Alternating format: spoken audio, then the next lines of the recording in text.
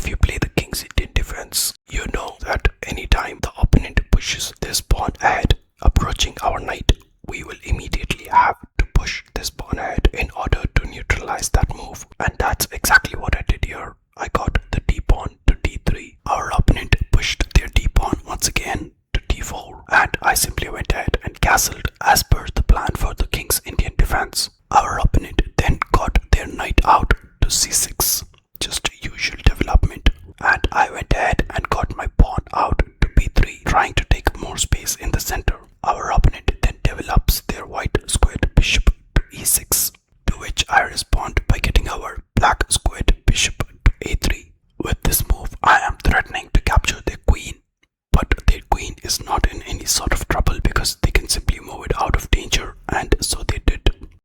In this scenario, I thought, why not we go ahead and capture the black squared bishop and force their king to recapture, and by doing this we will be able to stop our opponent from castling, and their king will always have to be in the center of the board for the rest of the game. It seemed to be a good idea at the time, so I went ahead and captured their black squared bishop on f8, and of course they recaptured with their king.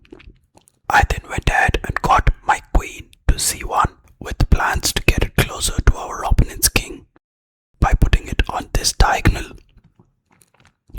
Our opponent goes ahead and gets their white squared bishop to h3, threatening to capture our white squared bishop, but since it was covered by our king, I did not really bother about it, and I got our queen to g5. Our opponent simply went ahead and captured our white squared bishop, and of course we recaptured. In this scenario, our opponent went ahead and got their queen to e7, threatening to capture our queen, and I simply ignored this threat since our queen was being defended by our knight, and I continued usual development. I developed my knight to d2. Our opponent decided to exchange queens, so they went ahead and captured our queen, and we simply recaptured with the knight.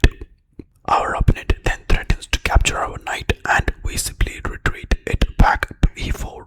Now in this position, we were still a little better off than our opponent because we have our knight in these positions, but our opponent has a really good pawn chain once they push their f6 pawn. In terms of their pawn chain structure, their position looks better than ours, but let's see how the game turns out. Once our opponent made this beautiful pawn chain, I went ahead and got our rook to c1. Our opponent went ahead and got their knight from g8 to e7, just usual development. I went ahead and pushed the pawn from c2 to c4, and I was aware of the fact that our opponent could capture this pawn using the en passant rule, but I wanted our opponent to do that so that I could get my rook more active into the game, and as we expected, our opponent went ahead and captured, and I simply recaptured, getting our rook into action. Our opponent instantly got their knight to d5, threatening to capture our rook, and we simply went ahead and captured their knight and forced them to have double pawns. Now, whenever possible, if the exchange seems fair, it is alright to force a double pawn structure on our opponent because double pawns are usually very difficult to defend, and we could potentially win them by threatening to capture them, and so I did exactly that here. I got my rook to c1, threatening to capture this pawn. To this, our opponent completely ignored the threat and got their king to f7, making space for their h8 rook. I went ahead and captured the pawn on c6 as planned. Our opponent gets their h8 rook to c8, and they defend their c7 pawn. I simply get our knight to c5, getting it more into action. In this position, our opponent goes ahead and gets their knight to b4, and this goes on to be the game-winning move for our opponent. Now, if you analyze this position carefully, you can see that they are attacking our rook with their knight, and our rook does not really have many squares to move to. Our rook cannot move here, nor here, it would just get captured. Our rook cannot move here, and it would get captured here as well.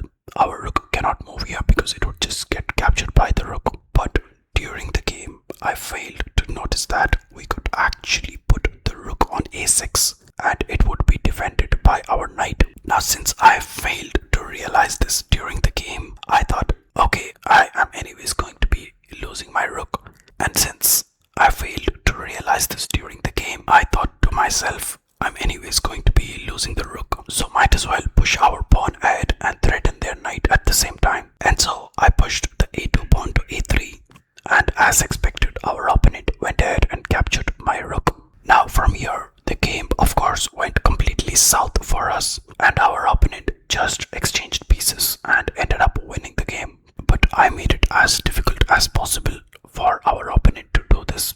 Let's see how. I instantly got our knight to f3, getting it more into action. Our opponent goes ahead and puts their knight on d4, threatening to capture our pawns.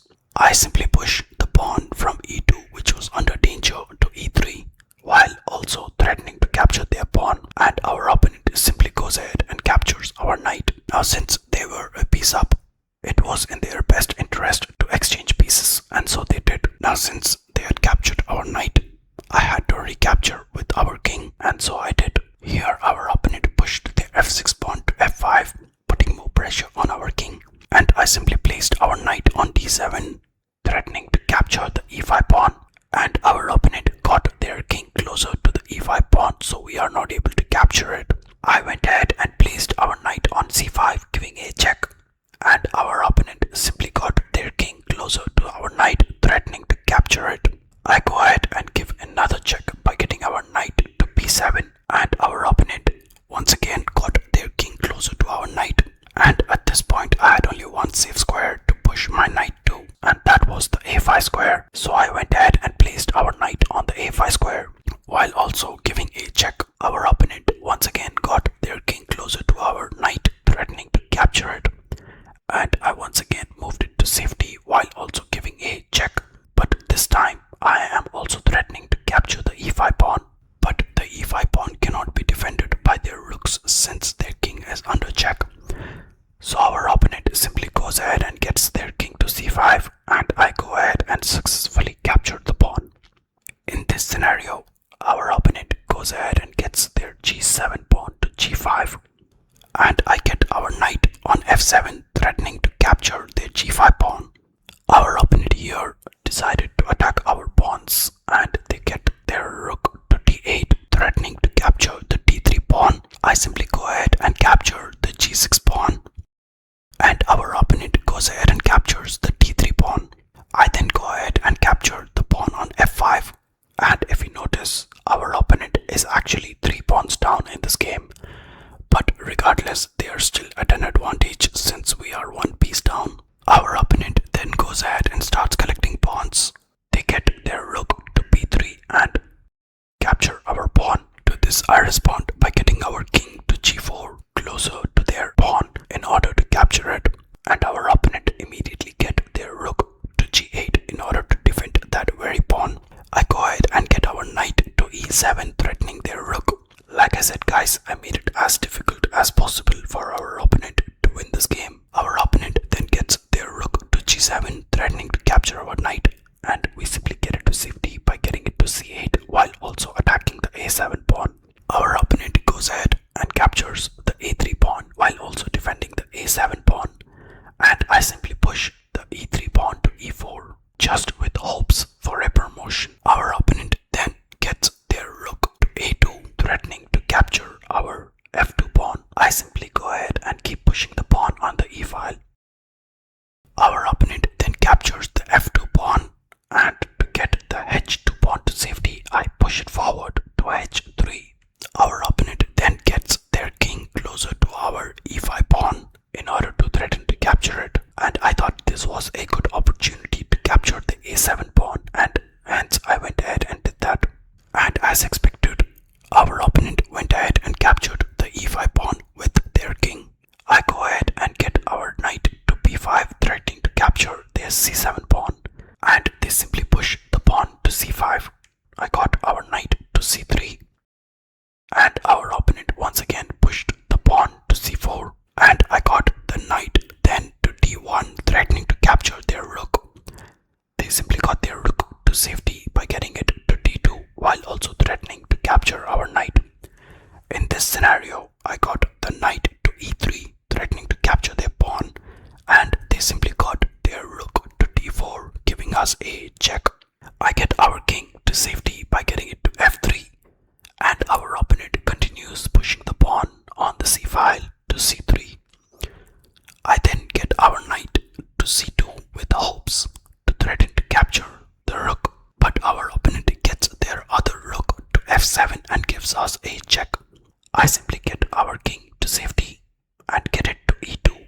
Our opponent then plays a very good move and gets their rook to d2, giving us a check while also threatening to capture our knight. In this scenario, the knight was helpless, so I could not save it, so I ended up playing king to e1, and our opponent simply went ahead and captured our knight. At this moment, I knew checkmate was just a few moves away, but I was still hoping for probably a stalemate. Once our opponent captured the knight, I went ahead a step closer to their rook with hopes to capturing it, but they got their rook to d2, giving us a check, and I of course had to move our king to safety, and I got it to c1. And here our opponent plays rook from f7 to f1, and that was a checkmate, and that was the end of the game, guys.